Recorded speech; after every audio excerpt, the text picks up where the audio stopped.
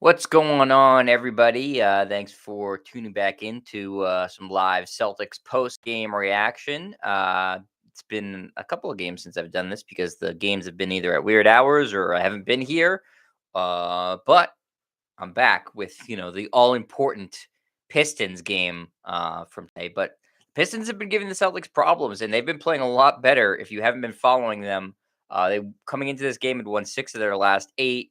The number one overall pick in this past year's draft, Cade Cunningham, has come on really, really strong in the second half of the season, and we saw it tonight how good he can potentially be. So this isn't a pushover Pistons team. In fact, they really they did a lot of nice things, especially in the first half against the Celtics, where the two teams were basically neck and neck, and hung with the Celtics throughout the third quarter, and then really in the fourth, it was when the Celtics pulled away. In fact, I think the Pistons only had two made field goals in the fourth quarter. As the Celtics are able to get the win, 114 to 103, improving to 41 and 27 on the season. Pistons 18 and 49, 7 and 27 away from Detroit.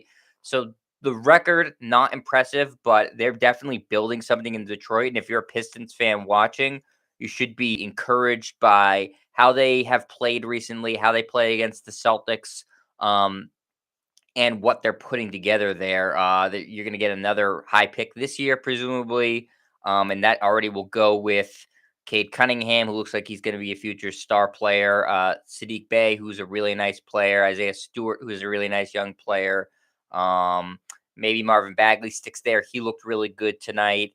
So there's plenty of guys on the Pistons that if you're a Detroit fan, you can feel like, okay, we're really starting to build this thing back up. Not only are we going to be competitive, but we can potentially build around a star or two, depending on what happens in this year's draft, and really start to be a team that's of notice in the East. And you saw it tonight again that they played hard, and that's not always easy to get a young team to buy into. And I think Dwayne Casey is a very good coach. I hope that Detroit doesn't fire him, because this is a teaching experience here and a growing experience. I think he's like the right type of coach for this team. So I wasn't surprised that Detroit played competitive with the Celtics tonight because they have been playing better recently, and because a lot of these wins the Celtics have had recently have been blowout victories where teams just give up. And this Detroit team is feisty, and they're not gonna just take a night off. They got young legs, they got a lot of energy still, and they don't know what they don't know. I know it's a cliche, but sometimes that happens. And when you face stiffer competition or a better team like the Celtics, they sometimes play up to that competition. You saw that happen tonight for 3 quarters of the game, and you saw it happen the last two games the Celtics played against Detroit. So Celtics were definitely tested tonight, but ultimately were able to show that they can take a test and take a punch in the mouth and roll with it and just continue to look like a really, really good basketball team. That's just, again, every shot to say that's such a stark difference from what it was for the beginning of the year to now.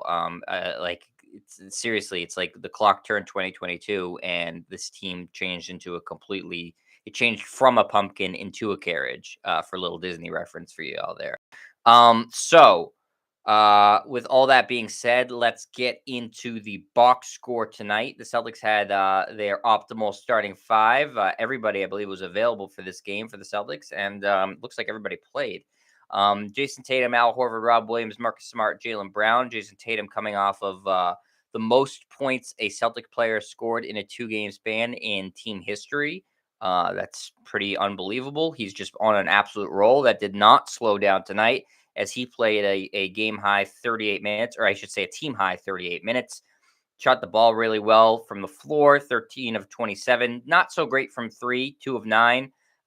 3 of 3 from the free throw line. Did add 8 rebounds, 6 assists, a steal, just 1 turnover, and 31 points as he continues to roll, playing the best basketball of his career and really working his way into the MVP conversation in terms of voting. He's not working his way into the MVP conversation where he should be considered a front runner for the award. Just like Isaiah Thomas wasn't considered a front runner for the award when he was finished in top 5 voting a couple years back, Tatum is now, I think, in consideration to be maybe the 5th candidate. I still think guys like Giannis and Jokic and Embiid are certainly well ahead of Tatum in that argument for MVP, and I don't think there's enough time to be able to pass them. But I think he has done enough where if he continues this level of play to the rest of the season, he certainly could finish top five in MVP voting, which would be a huge feather in his cap and the team's cap at just 24 years old.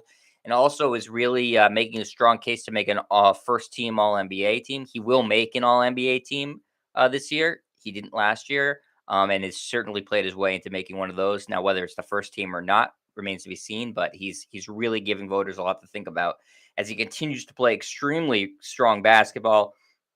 Al Horford was fine tonight. He's been playing so great recently. This wasn't one of those performances, but he did enough. 30 minutes, pretty strong defense, 3 of 8 from the floor. Missed all 4 of his 3 pointers though. 7 rebounds, 1 assist, and 6 points. So nothing to write home about, but he certainly didn't. He was not a detriment to the Celtics tonight. Rob Williams had another very solid game in his 34 minutes. 5 of 7 from the floor, 2 of 4 from the free throw line, 9 rebounds, 3 assists, a steal, a block, and a dozen points for Rob.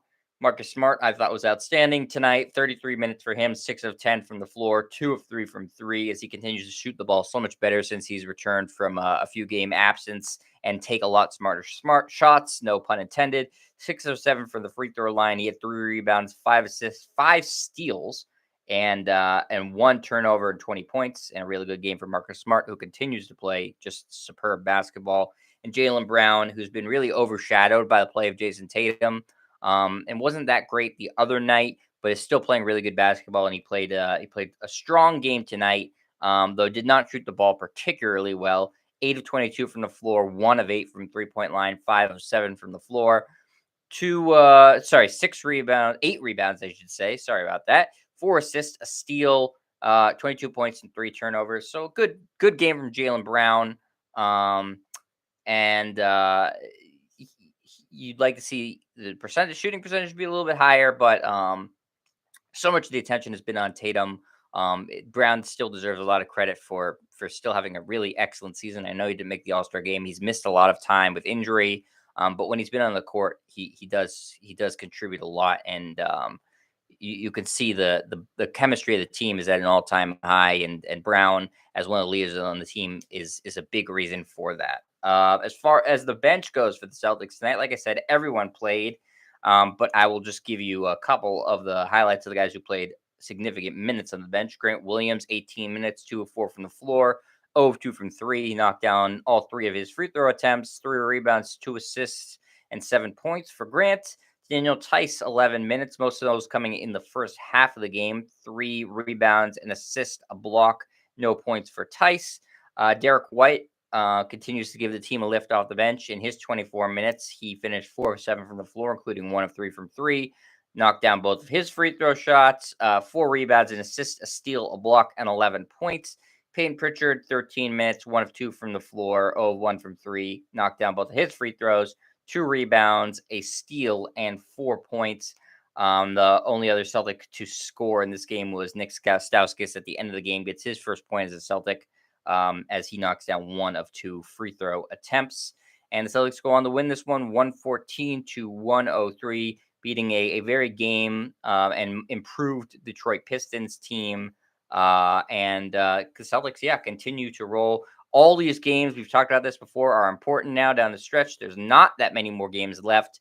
And the East is so that you can't, when you're playing a team like the Pistons, even though I'm saying they're improved and playing better, you're expected to go out and beat them, and that's what the Celtics did tonight. You can't give away games, especially because the Celtics have some difficult opponents coming up. In the next 2 games, they have 2 difficult Western Conference teams, Dallas and Golden State. They're on a 4-game Western Conference road trip starting on Wednesday, where they go Golden State, Sacramento, Denver, Oklahoma City. Obviously, Golden State and Denver stand out there. Sacramento and Oklahoma City are not particularly good teams. You should beat both of them.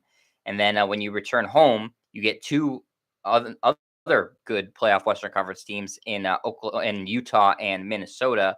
You got a lot of playoff teams left on. I'll just tell you the playoff teams left on the Celtics schedule because there's not that many games. Dallas, Golden State, Denver, Utah, Minnesota, Toronto, if they get into the play-in, which looks like they will, Miami, Chicago, Milwaukee, Memphis. So by my count, and you can correct me if I'm wrong, I think that's 9 of their remaining. I believe they have like 16 games against playoff opponents. So not an easy schedule down the stretch. Yes, there's some games that should be gimmies, even if it's in Sacramento or Oklahoma City.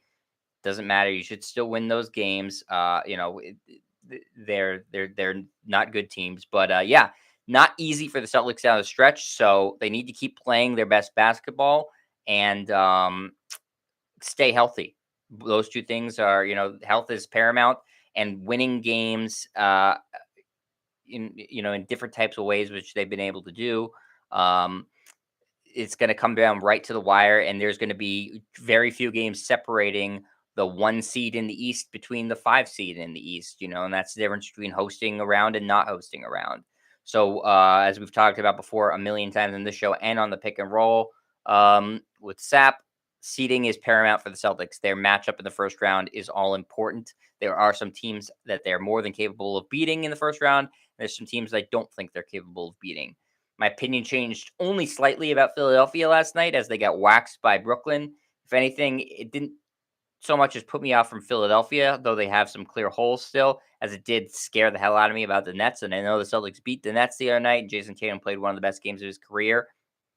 But man, the Nets, if they're right and healthy, and Kyrie's available to play in all those games, they absolutely could win a championship. I don't care, if Ben Simmons plays one game with them before the playoffs start. If he's available in all those postseason games, they are as dangerous as anybody, and you want to avoid them at all costs. So it's just another wrench to throw into the playoffs in the Eastern Conference, which looks like it's going to be very exciting.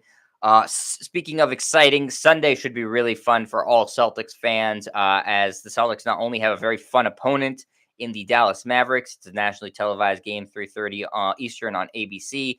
The Celtics have lost 2 consecutive games to the Mavericks on 2 consecutive buzzer beater threes by Luka Doncic, game winners. So the revenge factor is there. Luka Doncic, one of the best players in the league, that's there.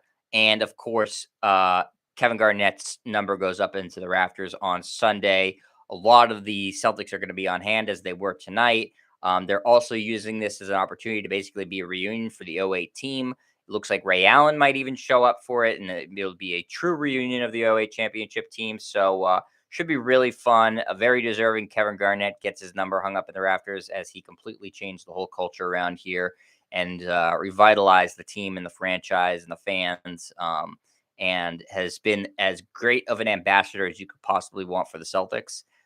So very excited and happy to see his number go up. Wish I was going, but man, our ticket's expensive for that one. But I will be watching, and maybe I'll give some reaction afterwards to the whole ceremony and the game. Hopefully, the Celtics get a nice win for KG to be able to lead into the post game retirement ceremony, or sorry, jersey retirement ceremony, number retirement ceremony, whatever you want to call it. So let's check in the chat before I get out of here. As always, my main man Leonard Kim. Something about the Pistons this year, they played the Celtics pretty well. I'm telling you, it's the team that doesn't know what they don't know, and that they are going to play hard and scrappy. And Cade Cunningham, just he's going to be one of the top playmakers in the NBA. He's got some. I'm not comparing him directly to LeBron James, but he's got some LeBron in him, where he is a really adept passing forward. He sees the game at a different level. The game moves slower for him. He's just an excellent playmaker. He can score. His shooting's gotten better. He can drive. He's strong. He's definitely somebody that you want to build your team around. And he did a really good job picking apart the Celtics defense in the first half of this game. And the Pistons, listen, their record does not show who they are. They're a well-constructed team in terms of how they're going to build for the future and continue to build. So stock definitely up on the Pistons.